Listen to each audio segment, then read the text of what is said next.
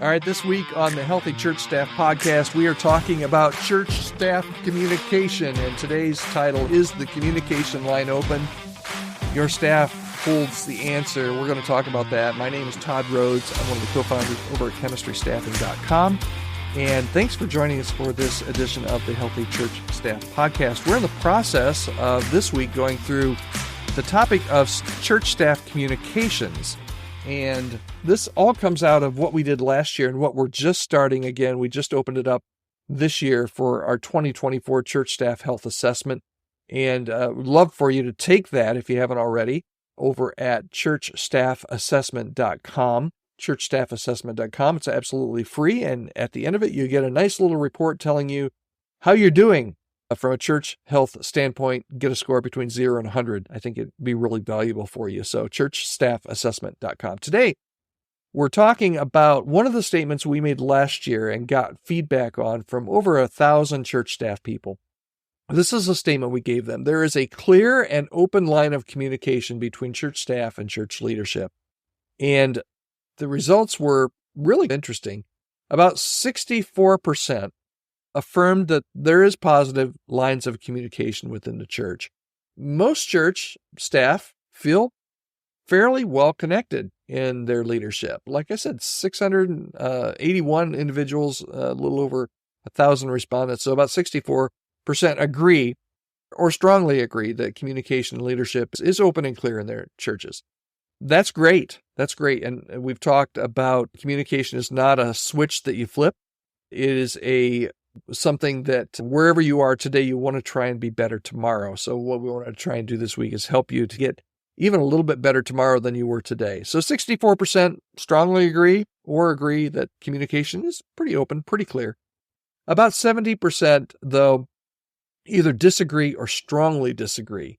And that is leaving them kind of feeling like they're in a communication limbo. They don't really know what's going on at the church. They don't know what's going on with their staff. They don't have any idea what the leadership is thinking.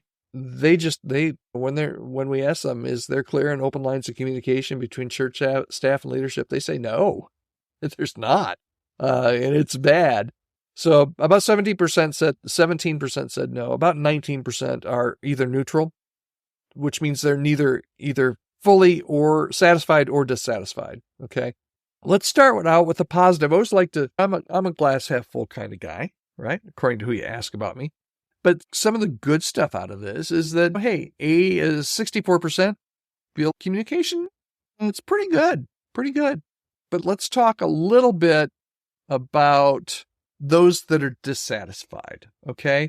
And by dissatisfied, either those that disagreed or strongly disagreed, about 17%. But that's 1 out of 5 people on your staff. If you got a staff of 5, probably if your church is typical, you've got probably one person on there anyway that feels like communication's horrible. You probably have another person, a second person out of 5 maybe they're neutral. Okay.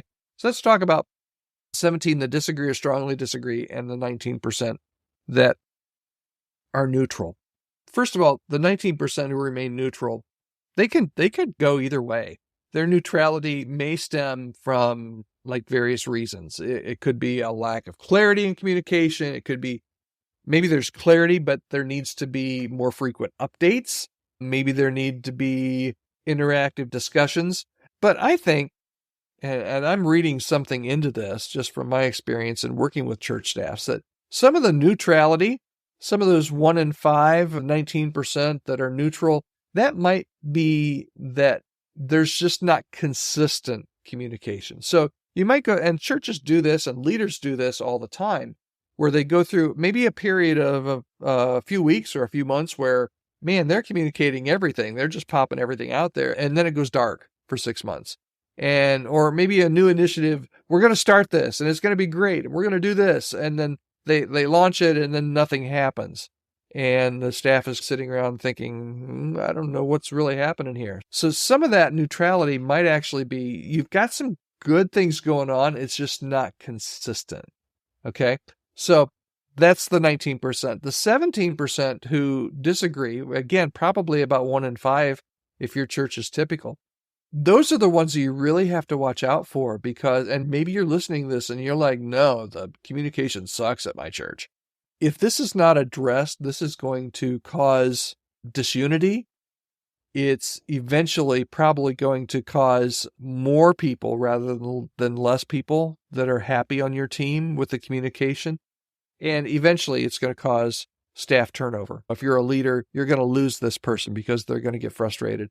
If you're this person that's frustrated, you're probably going to look for something different. While we can say, hey, things are mostly good, 3 out of 5 feel like we're doing a good job, it's those 2 out of 5 that we really need to try through our communication strategy and really building into individuals to try and move that gauge. Again, not flipping a switch, but make things feel like you're making things better day to day, month to month. What should you do? If you're a leader, what should you do? I think you need to try and strive to bridge that communication gap for the 36 to 40% that are not completely satisfied. So how do you do that? Implementing an open door policy. That could literally be leaving your door open and allowing people to come in and talk to you. Sometimes those closed doors of our leaders are intimidating and we don't want to bother.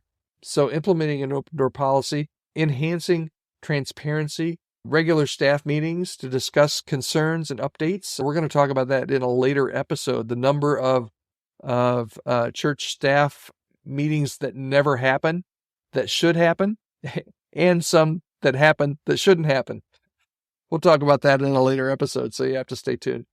But just fostering this culture, and I know it doesn't sound like rocket surgery here, I know, but cultivating that culture of open dialogue, of involvement, of a situation or a culture where you can come and talk to me as your leader, and you can come and give me ideas, great ideas for the future. You can come and tell me of places where you're struggling, of concerns, of complaints, those kind of things. Just that open door policy and that just cultivating that culture of being able to have conversations without there being judgment or ramifications is huge. And if you're a staff member, if you're one of those 17% that strongly agrees, my guess is that part of that could be that you feel like, hey, if I speak up, there's going to be ramifications, or there's going to be consequences for me and that's not a healthy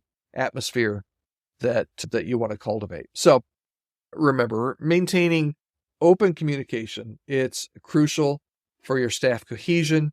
It's crucial for your staff morale. It's crucial for your organizational health. And it's just absolutely crucial to eliminate future staff turnover and disunity.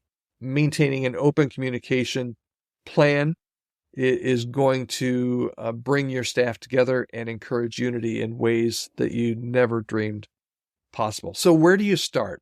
Well, you start, yesterday we talked about starting quickly and not lollygagging around. If you know that there's areas where you can communicate better, you need to start doing that today, not tomorrow, today. And try to make constant improvement day to day, month to month, year to year in open communication with you and your staff. And if you're a staff member, it may be risky and there may be consequences, but you need to try and do your best to open up that communication. And if the door's shut, if it's not an open door policy, sometimes you got to knock on the door and start the conversation yourself.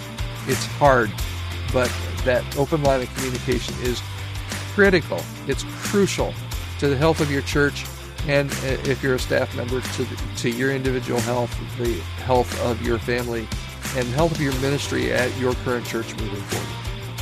Okay, thanks so much. I hope this was helpful to you. I would love to hear your comments. You can reach me anytime at podcast@chemistrystaffing, and head over to churchstaffassessment.com to take our free 2024 Church Staff Health Assessment. Thanks so much.